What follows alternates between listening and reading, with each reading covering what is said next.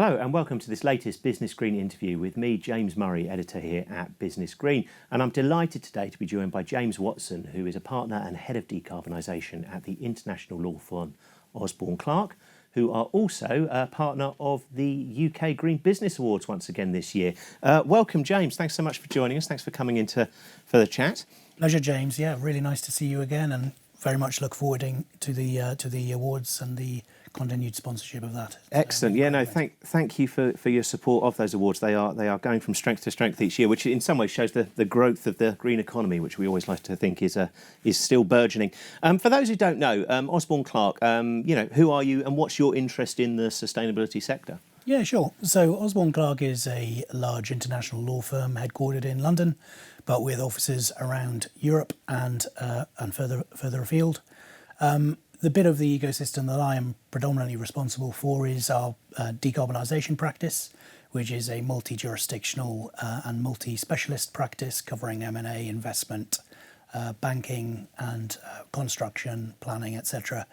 Looking at the whole transition to net zero, looking at the various investment opportunities that our clients have and supporting them on that journey, some of the regulatory environment and some of the other challenges of getting projects such as green hydrogen projects over the line for our clients. Interesting. So you must have a very good overview of the sort of current state of the ecosystem, if you like. I mean, how would you summarise the current health of that space and the clients that you're working with?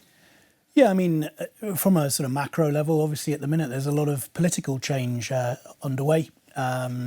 The challenges that we have as lawyers are that there is a lot of law and regulation on the statute books, both in the UK and more widely in the EU and beyond. That's not going to change. It may well be dialed down, delayed, deferred, but it is still an enacted form of law. There are still legal and regulatory obligations and consequences for not complying with the various directives and laws. So I think whilst at the minute there is political change, we can't avoid that. In the US, there's also going to be lots of change in Europe. The fundamental direction of travel, I think, is still pretty stable, and that is to reach net zero by on or around 2050.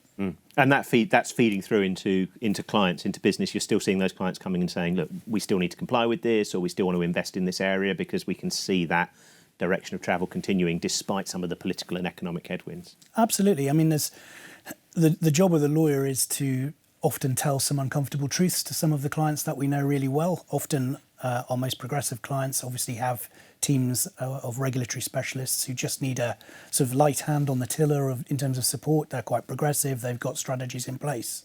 But quite often some of our clients, and you'd be surprised, obviously I'm not going to share names, some of those even quite big household name clients have not really engaged with their legal and regulatory obligations. And I think that's where we come in to build strategies for compliance, because as you rightly say, although the winds the market is moving in terms of its thought piece around the green issues and green agenda, these are fundamental legal obligations which are only going to increase over time. Absolutely. You recently touched on an area there that you're focused on in green hydrogen, and Osborne Clarke recently put out a white paper, which I'd recommend to people. Actually, it's interesting on how the space is evolving very quickly, really, actually, right across Europe and in the UK. Why do you see green hydrogen as a potential area of interest, and what activity are you currently undertaking in that space? Yeah, well, we have to step back a little bit. So the road to net zero is really complex, and there's been lots of quick wins on the journey already. This backdrop here with lots of sort of elemental renewables already in place on the system. That's all quite easy. Banks and investors are really happy, comfortable with how you invest and make a return in these areas. But to get to net zero by 2050 or before, we're going to need to look at those harder to abate industries where they can't just get all of their demand or all of their conversion to net zero as businesses from buying green power. Things like glass production or oil refineries, steel making, heavy goods vehicle transportation. These are not all set up to just use electrification using green power. So society and industry needs a strategy to convert all industry to a net zero future, a green future. And this is where technologies such as hydrogen, CCUS and other technologies are going to come in. I have to say, though, that green hydrogen is one way to do it. And actually, there's a lot to do by 2050. So it is one way for heavy industry to start to decarbonise. There are many other technologies, some of which are not even invented yet, are going to need to be brought in to get us over the line. But green hydrogen at the minute is a really fascinating area. And it's not new. Hydrogen has been produced for well over 100 years, since Victorian times. The ability to produce it is not new, it's not complex. The challenges are around demand, around the investment case, around how it competes with other types of hydrogen, which at the minute at least are cheaper to produce. Absolutely. I mean, how big is the sector currently? Every day, and actually on Business Green, we seem to be reporting about new projects, often at the pilot scale, still relatively small. But how optimistic are you about the size of the space and the pipeline of projects coming through, crucially? Yeah, I mean, in the UK particularly, we've got a vision to get to around 10 gigawatts by 2030. And the new Labour government in the UK is still very supportive of the hydrogen economy, which is great. That's from virtually nothing at the moment. That's a big build out quite quickly. Yeah, I mean we're anywhere between 3.5 and 4 gigawatts at the moment with the current HAR rounds. There'll be another HAR round hopefully later this year, but we're kind of off the pace, James, as you sort of indicate. If we're going to get to 10 gigawatts by 2030, there's a lot of hydrogen infrastructure needed in the UK. Other countries around Europe where we're also active, such as Germany and Spain. Spain is a nascent market, I agree. It's still a private equity play. It's still quite small, but growing. The government there is supporting hydrogen, but there's still a fair way to go. The interesting other jurisdiction is Germany, where the government is heavily investing in the hydrogen backbone, which is an actual dedicated hydrogen gas network to move the generated hydrogen to points of supply. So that's a really interesting evolution, which we don't yet have in the UK. And what do you see as the main barriers to investment? You touched on that there are still challenges there around cost competitiveness and getting these projects financed, even though, as you say, the technology is really quite mature. Yeah. What do you see as the main barriers and how potentially can they be overcome?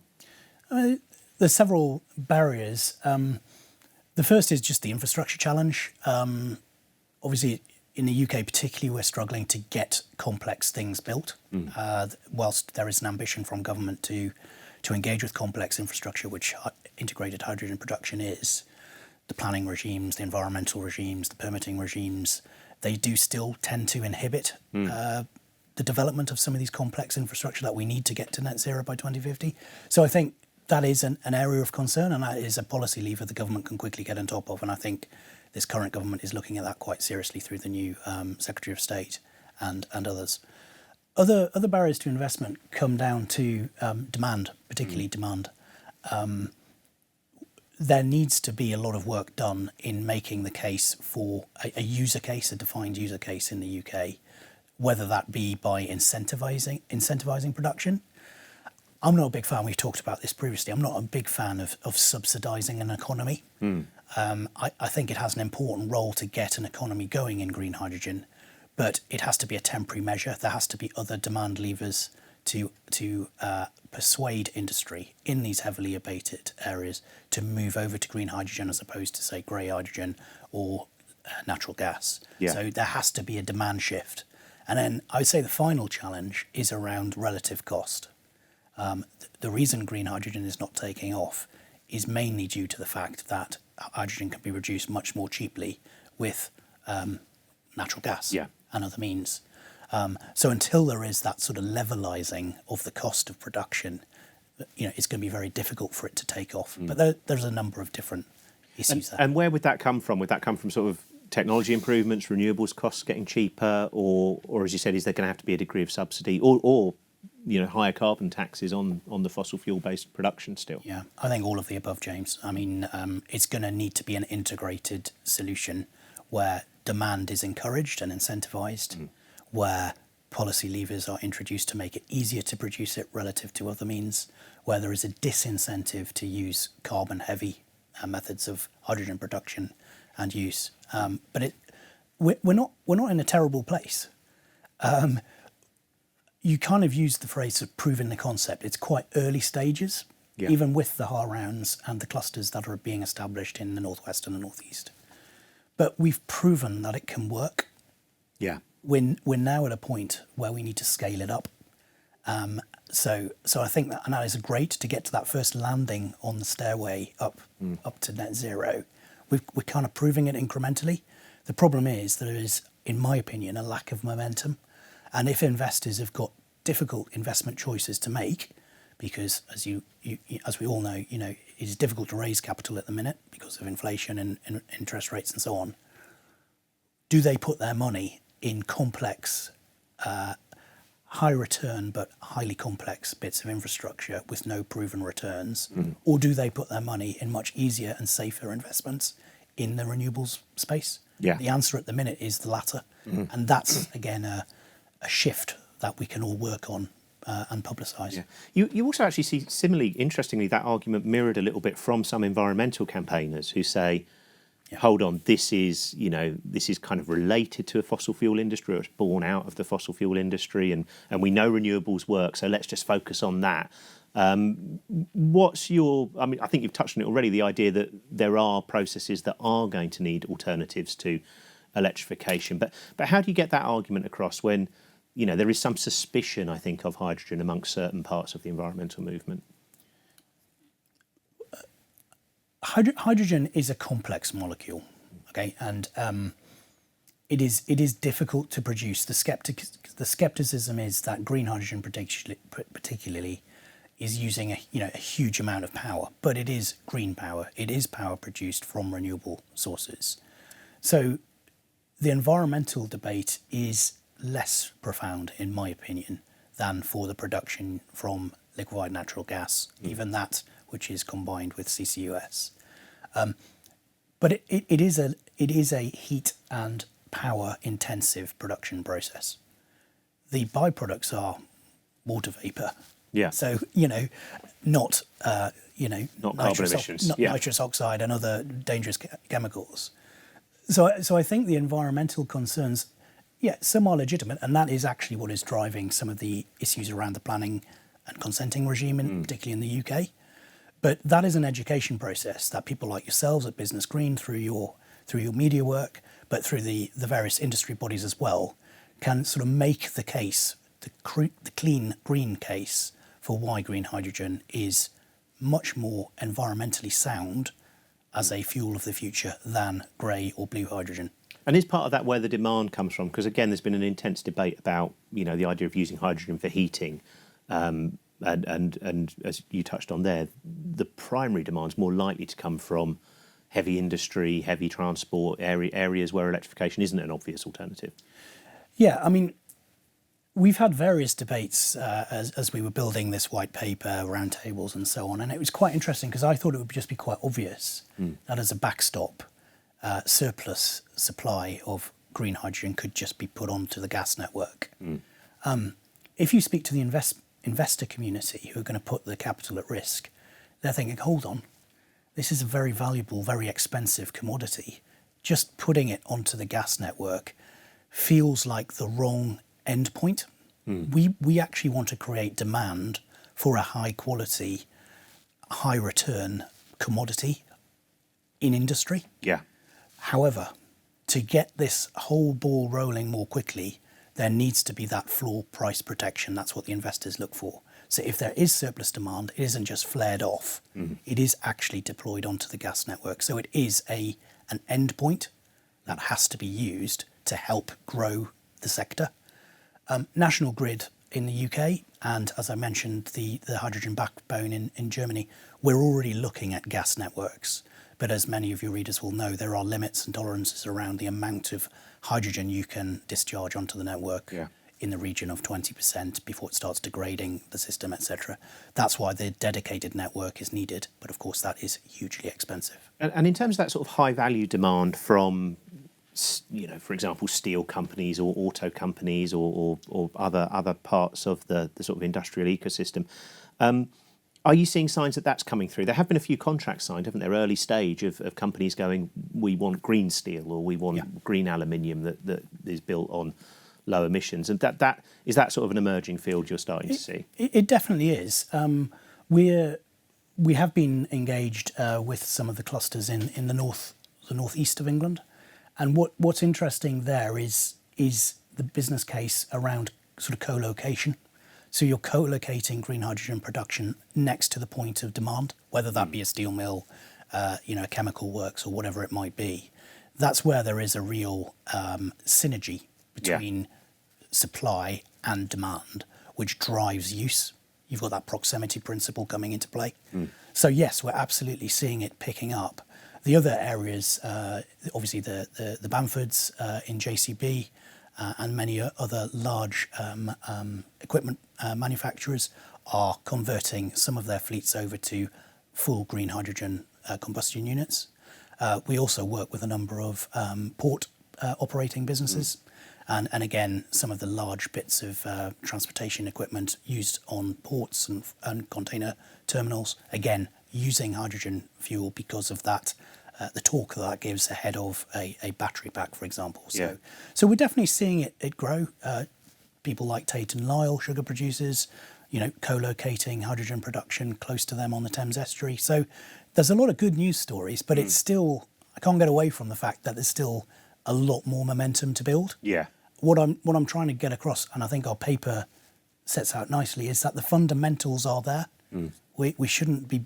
There's a lot in the world of net zero and energy transition that we can feel a little bit crestfallen about at the moment. But I think green hydrogen is proving its user case, and it is in a more positive space. It now needs to scale up. And then what's needed is, if the fundamentals are there, what is needed to turn those sort of early stage offtake agreements into the norm, into becoming more? So is it fundamentally sort of a policy question, or are there other things the industry can be doing to help drive this forward?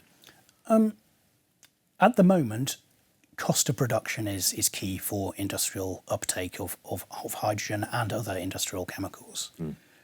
In my mind, we are in a similar place where we were with renewables, say 15, 20 years ago, where we need a more convincing policy narrative and support mechanism.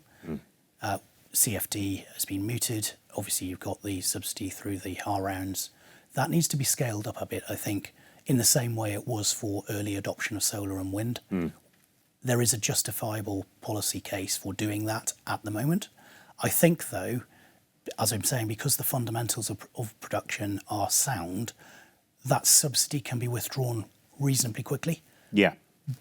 But it's still needed. It's needed now because the market is ready. We've spoken to a whole load of people in the supply chain of green hydrogen, petrochemical businesses which have diversified into green hydrogen production facilities and the equipment needed. There is no lack of appetite or ability for them to scale up. And in fact, one business that contributed to our report is hugely frustrated, having spent millions of pounds responding to industry triggers to scale up and to create inventory of equipment to produce electrolyzers, to be told we're not ready to go yet because there's not this demand and everything else. So what I'm trying to say there is that the supply chains are all ready. The EPC contractors, the installers, the complex bits of engineering and design, they're all ready. And the good news there for treasuries is that would imply that you could get down the cost curve quite quickly. You could do this arguably quicker than we did with offshore wind or solar in terms of then the scaling back of the subsidy. And presumably that's very much what they'll want to hear, because they'll be concerned about costs above almost all else at the moment. Correctly. I mean, it is a complex bit of infrastructure, don't get me wrong. It's not as complex as an energy from waste plant or an advanced thermal treatment waste plant, but it's beyond elemental renewables in terms of complexity, which clearly does mean that investors need to understand the technology more, even if it has been around for a long time.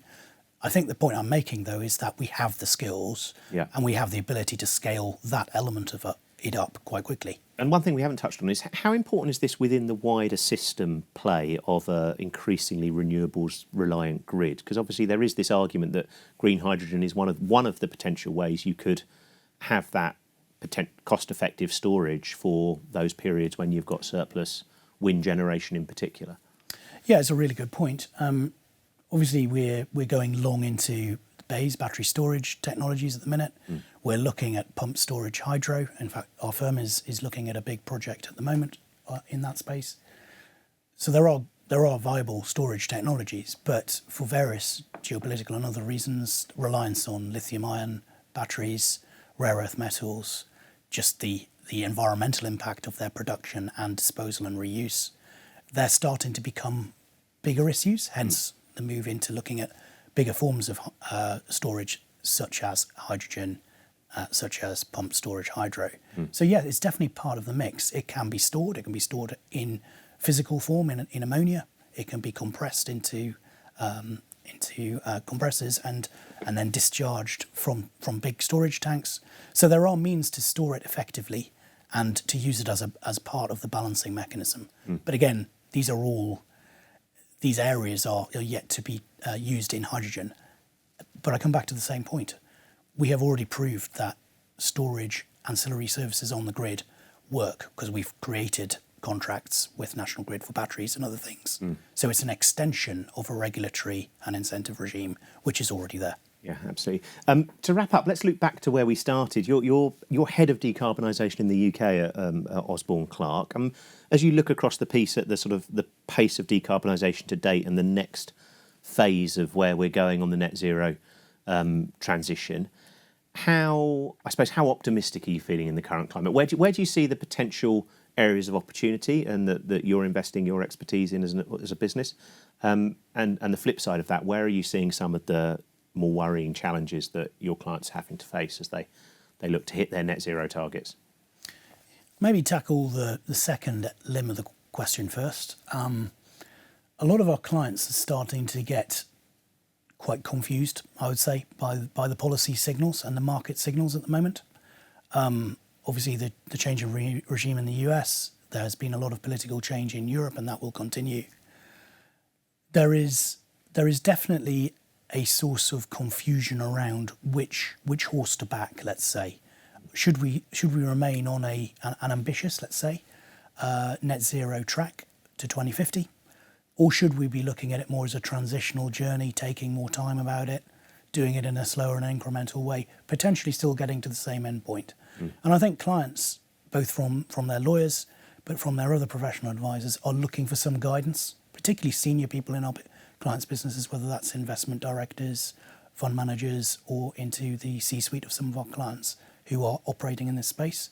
And I think that's where all of the community needs to try and remain positive, not in an irrational way, but the reality is, as I sort of said at the start, a lot of the law, a lot of the regulation, which is regulating certainly the European journey to net zero, is baked in. It's been enacted. It's getting rolled out. And sure, some of that might be delayed, the impact might be delayed, but the fundamental political narrative around getting to net zero and the legal and regulatory mechanisms for doing that are in place now. We've got EU ETS and the UK ETS coming in, which already is a carbon trading market, but it's going to become more used for offset over time. So I think the journey is going to continue, but it is becoming more difficult in the current market to make it top of people's board agenda. It has been for a number of years, but I think other economic headwinds are taking over. So I think there is a role for you guys at Business Green, for us as advisors in the community and others to really try and keep a positive narrative, because it's not going to go away.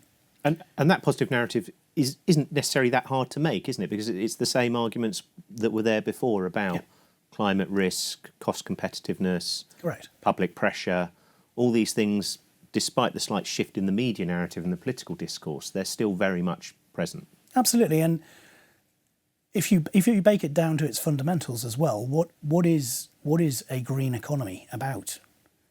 A green economy is about creating jobs, creating investment opportunities, building new infrastructure. So whilst it has a green badge, it is still growing, it is still creating economic growth. So yes, it's important to have the moral messages around the transition to net zero being important. There are obvious environmental and other reasons to get to net zero. But it also is an industry of the future. A lot of people are obviously saying AI is the sort of the fourth industrial kind of revolution, but the transition away from fossil fuels to a green future is also an existential threat due to climate change and the attack on nature. And the green economy is our way to solve that problem. But people should not be embarrassed about making money out of it. It is an investment opportunity. Profit can be driven from it. but within obviously the wider endpoint, which is net zero. Yeah, absolutely. And to wrap up, finish on that optimistic note that you touched upon, what areas are you seeing the biggest opportunities? We've touched on green hydrogen as a potential area where the fundamentals are quite good. What other areas are you particularly excited about? Yeah, well, one of the other big hot issues at the minute is, as a consequence of all the progress made with renewables, the grid networks in Europe, in the US, and more widely are creaking. They can't take the power.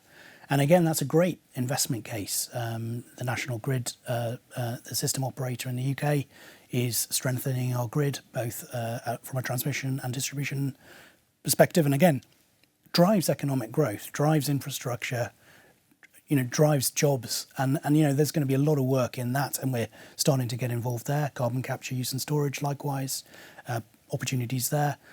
But actually, just generally the scaling up of renewables, the work that we're doing around innovative power offtake arrangements and trading arrangements, the use of carbon markets, voluntary carbon markets, and, as I said, ETS, all a really exciting and complex future.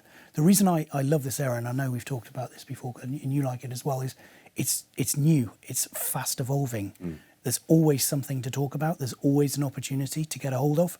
And I think we've just got to try and remain positive and look at the end goal, which the fundamental premise of that is still really sound. Absolutely. What a good point to finish on. Thank you so much to James Watson from Osborne Clarke. And thank you for joining us. Thanks also to Osborne Clarke for their support of the UK Green Business Awards, which will be taking place this June. And I hope you've enjoyed this latest video interview, and please check out Business Green for more upcoming broadcasts. Thank you.